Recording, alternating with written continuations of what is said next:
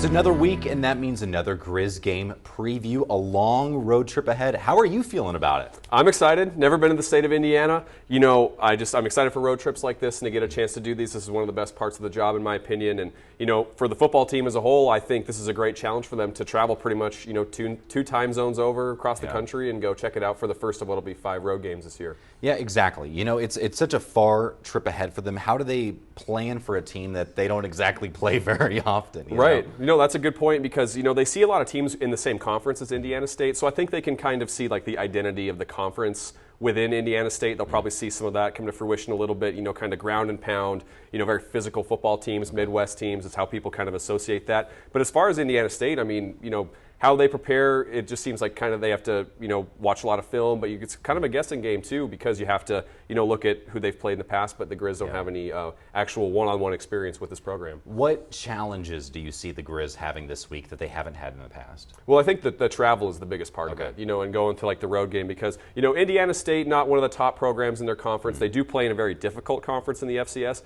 but, you know, when you're traveling to a place like Terre Haute, you know, you have to travel to Indianapolis, and then from Indianapolis you have to get to Terre Haute. So there's a lot of logistic things. You're not sleeping in your own bed. The travel's a little bit different. So, you know, this is just a good road test because they're going to have a couple of other flights during the regular season. So I think this is a good chance for them to see how locked in can they get on the road? How locked in can they get in, you know, in a place that's not going to have the crowd that Missoula's going to have? So how are they going to be able to handle, you know, that new atmosphere over in Indiana? So tell me a little bit about the preview today. You want to toss it for us to? Yeah, absolutely. Well, I mean, one of the most exciting things about Indiana State that people will recognize is that is the alma mater of one Larry Bird, one of the greatest basketball players of all time. So kind of fun to dig into that history a little bit and see, you know, that connotations, how it carries over to the school now. And I know obviously he's still a legend on that campus. So we'll go ahead and take a look at our preview looking ahead to Montana's matchup with Indiana State.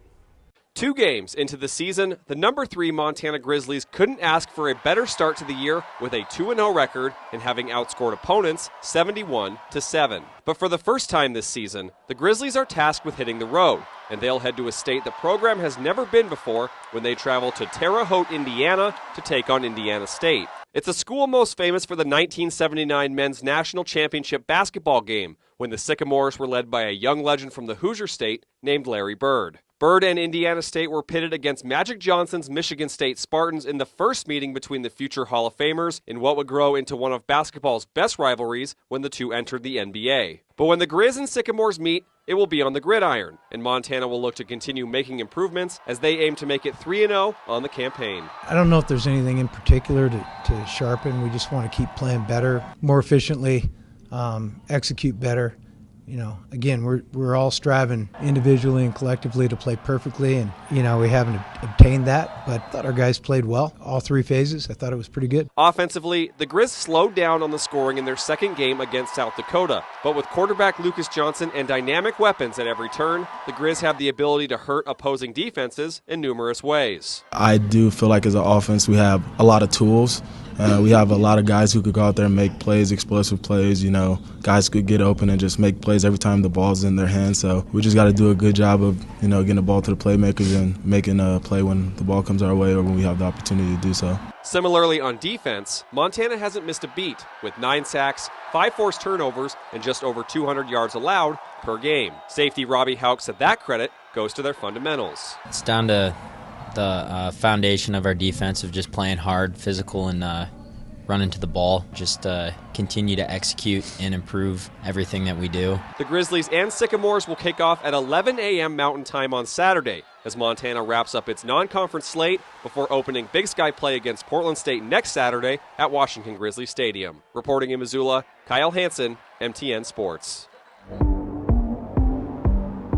As our coverage of the college football season continues, we want to remind you that you can watch Big Sky Conference games right here on KPAX.